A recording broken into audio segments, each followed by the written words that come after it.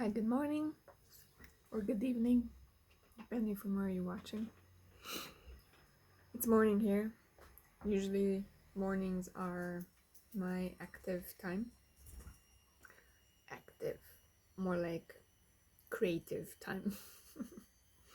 Active is not that active, it's just my hands working and my mind. Well, not my, just my creative mind, not the whole mind. Because actually, during the time that I'm making these little things, these little accessories, I am actually meditating, sort of. Like my mind just goes kind of blank. But yesterday, as I was doing this, I was listening to some podcasts. I love listening to podcasts. I really like to listen to other minds. And I like to listen to, I'm a pretty curious person. And my mind absorbs information pretty fast, and I always need to have information. So I'm interested in different things. I'm interested in science. I'm interested in literature. I'm interested in philosophy or psychology or spirituality. And lately, I've been listening to something new, or maybe it's not new, but I discovered this girl yesterday who and yeah, yesterday I discovered a girl, and then it was also on Friday or Saturday I discovered a lady who talks about the Bible, and because there's just so much controversy around this subject, I always like to listen to different ideas and new ideas around this subject because I'm interested in psychology. I'm sorry, in spirituality. So I'm not gonna give the names of those two, uh, but I did like their ideas and the new perspective. And so one of them, who is probably in her 60s, said that she spent her whole life researching and learning and studying about the Bible. And she came from a Christian background. And one thing that has led her to do this research and get into it was the fact that she was in a group of Christians that have told her at some point that one of her friends who's going through something is going to hell because he's a Jew. So that shocked her, and she was like, there's no way that there's love there. It just doesn't make any sense. So she started on this journey of finding out more about how did we get here and why do some people think that way. Why did Christianity get to this point where it's all about bashing others and I don't know, being mean or whatever. But her whole point was very interesting, and she started to study more about the history uh, around the times when the Bible was written, both the Old Testament and the New. And she brought up some very interesting points. I could say it was a very new and different perspective. I'm not going to talk about that. And then there's another girl who also does the same thing or pretty much similar, but it's very interesting about that part that she's also from a Christian background, and she's also studying the history. And for me, I also love history, and I've always liked history since I was little, and I used to read books, history books, instead of other kind of books like for kids. Like I said, I was always a curious mind, and since I was little, I absorbed information very fast, and I was always interested in these kind of things. So with that, I've also, with these people, I started learning new words like eschatology, And what else? I found out there's a new Bible apparently that I forgot the name. Apparently it's super new, that explains a lot about the context and the history in which certain passages have been written. So that's I find that a very interesting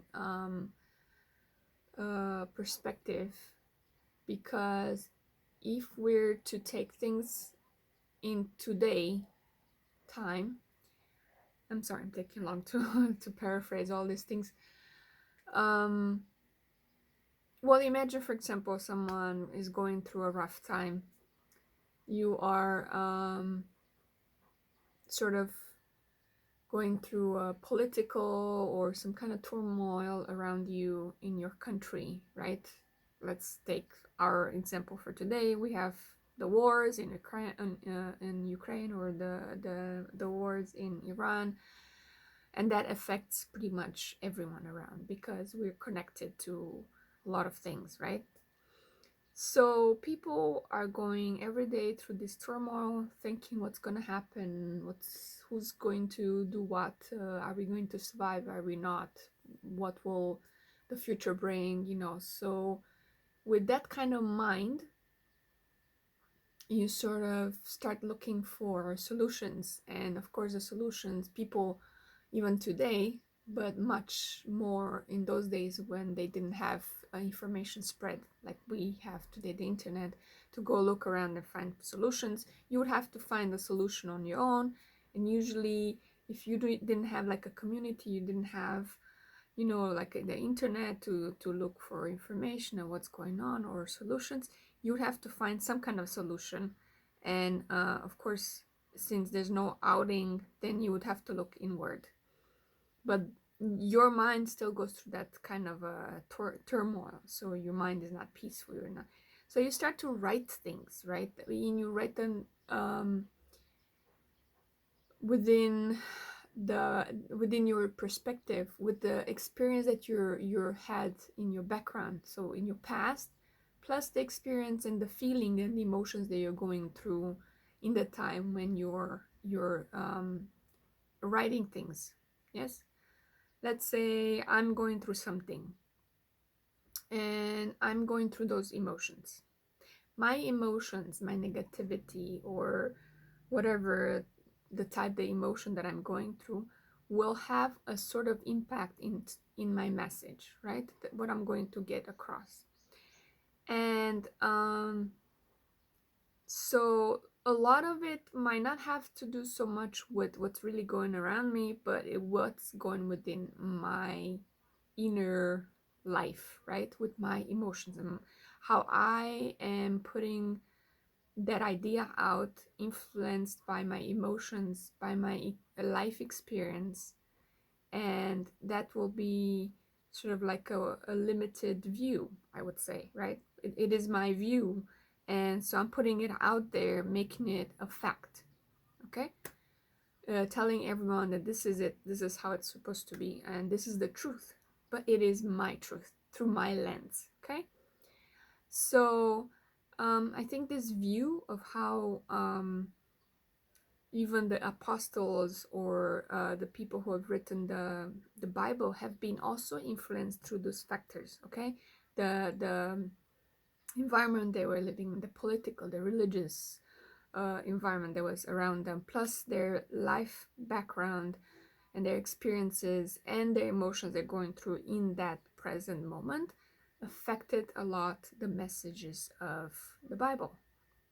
Now, given also the times that they're living in, not just that, but where the humanity and the level of their mind and their understanding of how things were working at that time, you have to also put that into account, okay? A mind from back then cannot be compared to the mind that we have today. We have a lot more knowledge now. We have more tools, right? We know more science as well, so we can understand certain phenomena, or what we call miracles as well. Not that I'm taking attention, I'm not taking away the power of miracles, because I do believe in miracles. It's just that the way I see miracles, it's understood a lot different now than it was understood back then. And it is not through a superstitious mind, but through both experience, both scientific explanations. So it's a more evolved perspective of what a miracle is, how it occurs, in which situations, when, and also why. But back then there was not that much understanding of all those things, so it was more on a superstitious level that miracles were understood. So now to come back to today, why I'm saying all this, it's because um, thinking of all those things, it's been for a long time on my mind about the fact that the way we live today as so-called Christians, okay? I also want to say with this that I do not identify myself anymore as a Christian, as a today Christian, okay?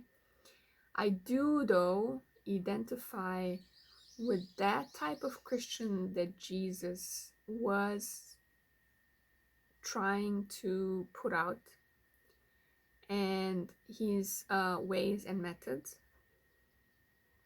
And what I want to say is that today we are far away from that. What Jesus wanted, it kind of devolved, totally devolved. So I would say that if Jesus was living today, he would be disappointed with the churches and the Christianity that we have today. It digressed so much from the way that he was trying to teach that it's nothing of what he was intending. Also, what I've been meaning to talk about was the fact that I no longer believe that we do need to worship God. I don't think we need to worship anything or anyone, for that matter. I do not worship Jesus. I do not worship Buddha. I do not worship anybody. I do not think that we need to worship. I do not know when and how this whole worshiping started. It probably started way before Jesus Jesus was even on earth. And I totally believe that Jesus did not intend us to do that, worship and sing. It's not a must. I believe that if you feel like it and your soul feels like it wants to, it can, because maybe it's a way to for the heart to elevate itself, or makes them feel more spiritual or closer to God. But it's not a must. I don't think Jesus intended for that to happen. Did not say you need to go to church to worship. Did not say you have to sing songs and praise and all that. Maybe that was part of the old culture, like in the Old Testament, and somehow we brought it back into the New Testament, but I don't think Jesus intended those things. And so what I would say that I am today, if I am to identify with something, I would say I'm just a spiritual person, or maybe a universalist. And that is because I just believe the foundational, what would you want to call it, rules, or I don't know, that every religion in the world has, which is universal. That's why I call myself a universalist. And that is pretty simple, and Jesus talked about it as well. And that contains only two rules, the golden rules, probably you know. Just to, love thyself, love your neighbor as thyself, and love God. Basically, love everything. Sorry, I'm still trying to process everything and just coming out the wrong way sometimes. My mind works faster than my mouth, and sometimes it comes out the wrong way. Yes, so I that's what I think I could say that I identify with. It's just to love everything, because everything is part of the God. uh, I'm not saying I'm the God or you're the God, but we are God. Everything, everything has life. Everything that exists within this realm has the spark divine. The divine spark. And this was both scientifically and in other types of literature that I read about. It was shown that we are interconnected with everything that is a living being, be it plants, being animals, insects, whatever, uh, including the fact that whatever we are made of, they discovered that the particles that are in our DNA, they found it also in the stars and planets. So that just proves my point that we're all interconnected and we're all in the same thing, divine spark. We all come from the same source in different shapes and forms to experience life in a different way. And I believe that Jesus talked about that as well. It's just we did not understand it. And also because a lot of the things that were supposed to be in the Bible were not put in the Bible. And we're still discovering new documents, and there's so many people out there who talk lately about that they're still finding new document, not new, old documents, but they're still finding old scrolls and codexes from the Bible that are in different parts of the world, and they're being translated. And then we have the Apocrypha, the books that have not been included, or the Gnostic books.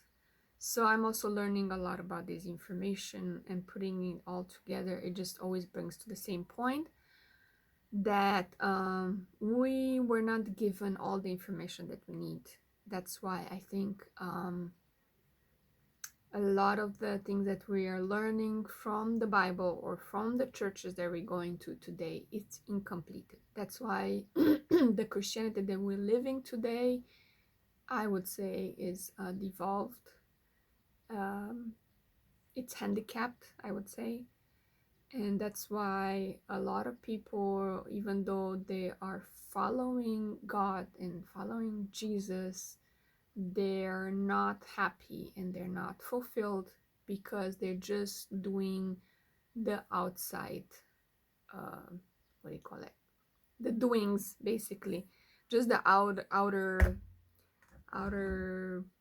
rules, I don't know, whatever, like praying, worshiping, of going to church, doing all of this. But these are just a bunch of rules that we've done just to make us feel better, just because we imagine that that's what God would want from us.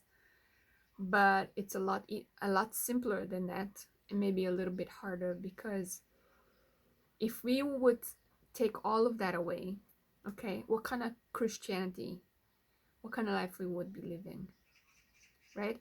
We would not focus our energy and our time so much on those things. We would look more inside, in an inner world, and also around us more, right? Because if we think as a total, yes, that, for example, the birds, the dogs, the cats, the plants need life, they need love and kindness and protection, and our neighbors, our parents, our friends, whatever, anyone who comes within our reach, and we think of them as a unity and as part of ourselves and as the God in unison, we would only focus on that, and we would realize that all we need is all of that, and then there's love and connection between all of these things, and we would live a more meaningful and more peaceful and a more um, fulfilled life. It would be a lot easier and simpler. That way, out goes all the 10 rules, right, from the Bible, because you wouldn't lie to your people, right, because you know it would hurt them, and you don't want to hurt yourself, right? Because once you hurt someone outside of you, you would hurt yourself as well. You don't want to hurt the plant, because you know that plant also is a living thing, and you should be protecting it and care for it, right? Give it water and sun and all the things that it needs, and speak to them also. Same thing for the animals. You wouldn't hurt an animal. You would protect them. You would love them because they love you as well, just as much. So if you think about all of these things and you think, oh my God, that plant is part of me, that animal is part of me, that bird needs maybe food or water, let me be caring and loving and kind because all of it is part of me. We would live more for those kind of things, right? Instead of all this time that we spend in churches closed in and doing all those, I don't know. So I think Jesus meant to be more than do. You can do as well, and you should, but the doing is more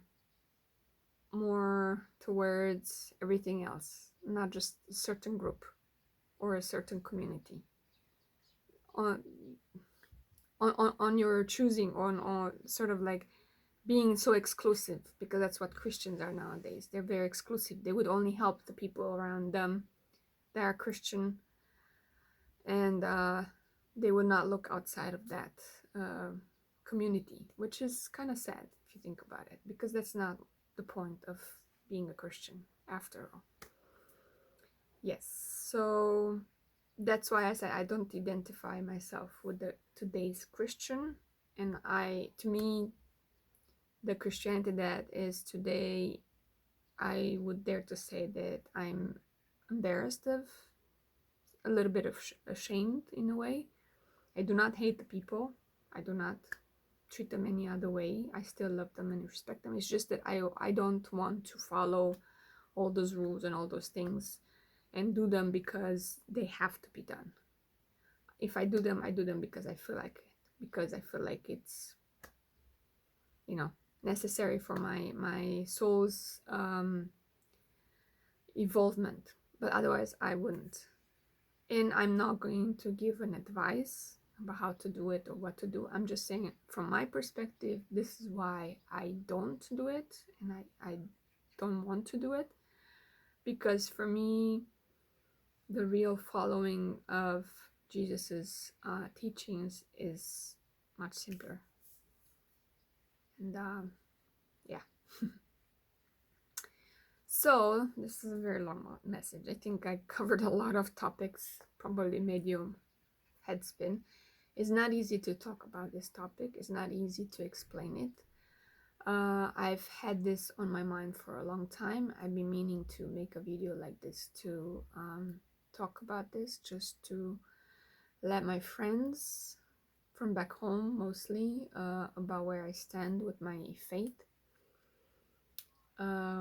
It's not easy to explain also all the things that I've learned, because it's a lot.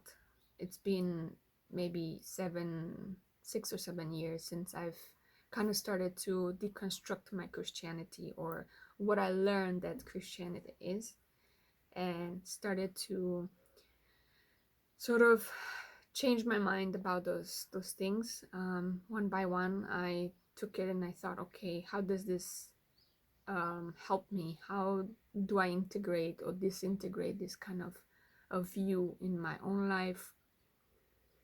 And it's a long process. I'm still in the middle of it. I'm sure until I die, I'm still going to this sort of unlearn the things that I've learned and learn new things. But I can say for sure that my life has been more fulfilling and more easier to live, not as heavy, not as fear-based, not as guilt-based kind of fate that I've been living, and indebted, or as some people, or not some, but most people, most Christians live under the guilt of not following the church's rules, going to church every weekend, and other dogmas that their own church have brought. Yes, so I think a lot of the churches nowadays are fear-based and guilt-based, and also sin-based. You're a sinner, you're nothing, you're nobody, you're nothing without God. You're not this. Without God, you can't do anything. Without God, you don't, and all of these things. I think I got rid of all of those. I can't and I don't. I must. I have to. And it's more organic now. I feel like I do something only if I see the need for it, if it enriches somebody else's life or my own, keeps my peace. No guilt trips. I don't think I'm a nobody. I don't think I can't do anything without God, because that's ridiculous. First of all, God is not what we think or what we thought that we are. Like I said before, I don't think God is there somewhere up in heaven trying to make us feel guilty all the time and make us fear him and all that. So when you take that concept away of somebody up there watching and giving us punishments, and we need to be afraid that we'll be punished or we'll go to hell or whatever, when you take all of that away and you incorporate the God in everything that it is, you live more thankful, more peaceful, and you don't have that feeling of oh, poor me, I'm a slave. Oh, poor me, I can't do anything. I live like a little worm. I constantly need some kind of help from the outside, because the kingdom of heaven is within you, within yourself, and within everyone else's self. So when people wake up to that and they realize that what Jesus said is that everything is within here, not outside, not out there, not somewhere afterlife, but here and now, people would live with more power, more authenticity, and more meaningful, less fear, less guilt. Okay, I think I covered a lot of ground today. Like I said, I apologize for this whole long, whatever you want to call it, speech, confession, whatever, you take it as you want. And I really hope that I did not offend anyone with what I just said. It's really just my perspective and my view on things. I love everybody else who has a different perspective, and like I said, it's great, and we're all diverse and then we're all different. And the whole thing about life is to experience it, learn to remember to come back to love, because that's what we all are at the core. That's what the spark, the divine spark is. It's love. That's what connects us. We just have to remember that, and play with those other perspectives of other people, like I said a few days ago, that playground that we are on, work with the people to make this game more fun. So even if other people have other perspectives, other experiences, that's the whole part of the divine plan, is each one of us to have a different experience, to see what it's like to see things from a different perspective, and then bring it together, and then say, oh, that's fun, that's a good idea. Oh, you've experienced it this way, this thing. Okay, well, that's cool. Applaud. See another's perspective. Wow, that's amazing. And that would already show a lot more understanding, a lot more love towards our peers, and we wouldn't fight so much about different ideologies and ideas. And yes, one thing that one of the ladies that I mentioned in the beginning that was talking about is about how Satan was created and how Satan came later after Jesus. And from her perspective, she explained that Satan was just a concept of, like, for example, if I had a view and someone else had a different view than we did, my community or your community, then in that sense we have sort of like demonized the other group of people because they have a different idea. And we say, oh, those are from the Satan, those are demonic, that message is not right. Only we have the right answers, we know the truth. And so that happened through history a lot. It still does, right? Because even today, if somebody has a different idea than we do, we like to demonize them and make them feel like, oh no, you don't have the truth, you do not know, this is not it, this is not how I experienced it. And that's when we do not accept other people's views. That's when we start to demonize them. That's where the unity that we came with in this world disunites us, right? Divides us. And that's when Satan enters, right? Because where there's no unity, there's a divide, there's no light, there's darkness, obviously. So then there's always dissension, right? We would be fighting all the time because of some ideology, which doesn't even matter, because everybody has an idea, everybody has a different perspective. Those things should not separate us. Those things should just make it more fun and say, hey, okay, let's take your idea, let's take my idea, let's see what we can do, let's find a solution, let's find a unity, let's bring and incorporate both of those perspectives into unison, and then let's see what we make out of it. Keep that love, keep that unity, okay? That's what Christianity should be all about, okay? So I'm gonna leave you now. It's a very long message, but I had to do it. It's been on my mind for years, and I have not had the ability and the mind to do it, so now I had it. It's out there. Okay, let me know in the comments what you think about this, and much love to everybody. I love you. Bye.